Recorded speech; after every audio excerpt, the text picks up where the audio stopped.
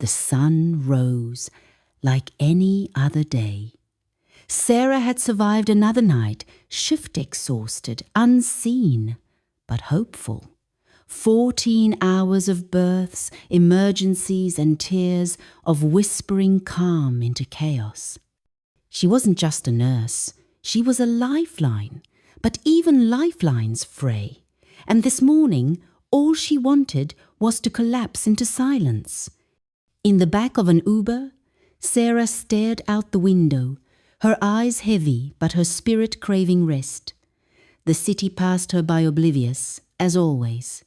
She leaned against the glass and sighed.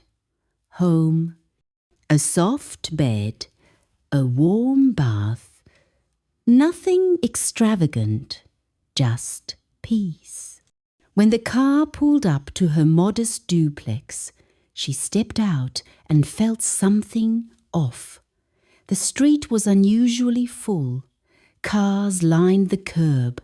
Music drifted faintly in the air. Laughter. It wasn't the time for block parties. She blinked. Maybe it was a neighbour's celebration. She didn't mind joy just, not this loud, this early, and certainly not today. As she walked around to her backyard, the world slowed. White chairs, rows of them, draped flowers swaying in the morning breeze. A canopy stood at the centre like a crown. Beneath it, a crowd. Beneath that, him, Mark, her Mark, the man she had loved for 4 years, the man who sent her voice notes at work that said, "I can't wait to marry you." He was there, in a grey suit, smiling, holding someone else's hands. The bridea vision in white, radiant, happy. The crowd clapped. An officiant's voice floated through the air. "Do you take her?" Sarah didn't scream. She didn't faint. She didn't even breathe. She stepped backward slowly, her hospital badge still hanging from her neck, her shoes dusty from the walk home. A woman nearby turned. Their eyes met. Recognition flickered, then guilt. She turned away. They all knew.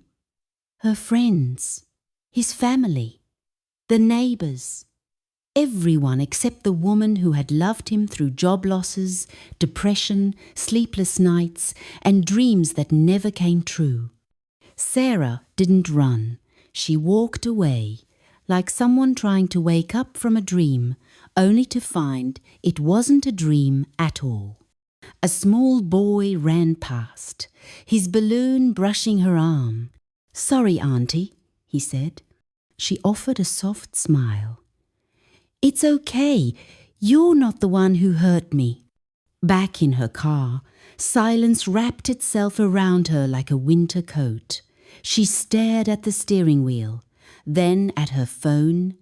No new texts, no missed calls, nothing. Just a memory from 3 years ago, a photo of Mark holding her in a hospital hallway, smiling, with flowers in his hand.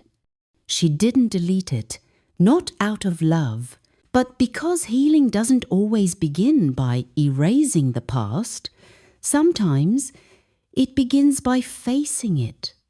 That evening, she sat on her bed, still in her scrubs, and opened her journal. Her hands trembled. She wrote, "Today I buried a future that was never mine. I mourned a wedding that didn't belong to me. But I also gave birth to a woman who will rise from this stronger, quieter, but not bitter." A week later, Sarah submitted her application to a travel nurse program in Kenya. A month later, she was standing at the bedside of a dying patient, holding his frail hand, his breathing shallow, his eyes tired. He looked up and whispered, "You're the kindest soul I've ever met." And in that moment, Sarah smiled. Because even when the world doesn't call your name, There are places where your name is already known. And those are the places worth going. For every quiet heart that was forgotten, your story is not over.